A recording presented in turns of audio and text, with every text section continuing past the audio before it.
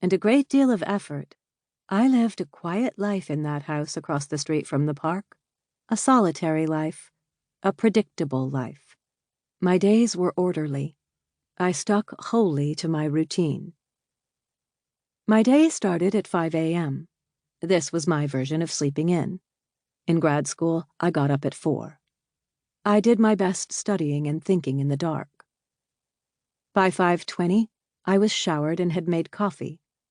While consuming much more of that coffee than was good for me, I did my case notes, wrote emails, and cruised around the internet, spending way too much time on TMZ and other pseudo-journalistic websites dedicated solely to trashy celebrity gossip that made me feel, by comparison, like a really good person. Around 7, I ate breakfast, which was usually a Cliff Bar and 2 strips of turkey bacon. I threw some kibble into a dog bowl for Buddha, who refused to eat it then and instead grazed leisurely throughout the day. He wouldn't even look at his food before 9 a.m., and sometimes waited so long to eat that he threw up. Maybe he wanted to prove that between us, he was the one in charge, that he didn't have to eat if he didn't want to. Or maybe, because I was a therapist, I was reading too much into it, and Buddha just wasn't a morning dog. At 8, I said goodbye to my precocious Labradoodle and headed to work.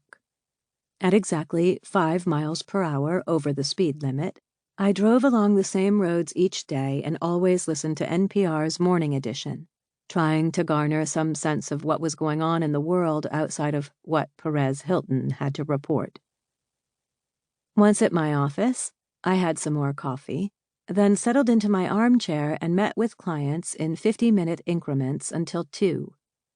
Like most clinicians in private practice, I saw a wide range of clients, including teens, adults, and couples, with an even wider range of issues, from anxiety and depression to substance abuse and gambling disorders and just about everything in between. At 2:15, after listening to 5 consecutive hours of other people's troubles, and having had 4 more cups of coffee than I should have, I left the office feeling sufficiently drained. Adhering strictly to a list I'd made on my iPhone the night before, I methodically ran all of my errands, having selected the most efficient route well in advance so as to avoid wasting time or gasoline.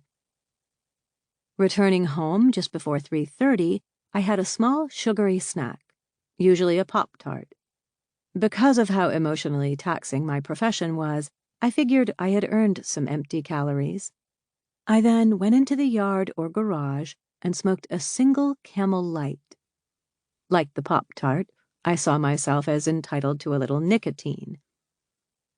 Around 4:15, I went to the park with Buddha, who had usually eaten most of his breakfast by then.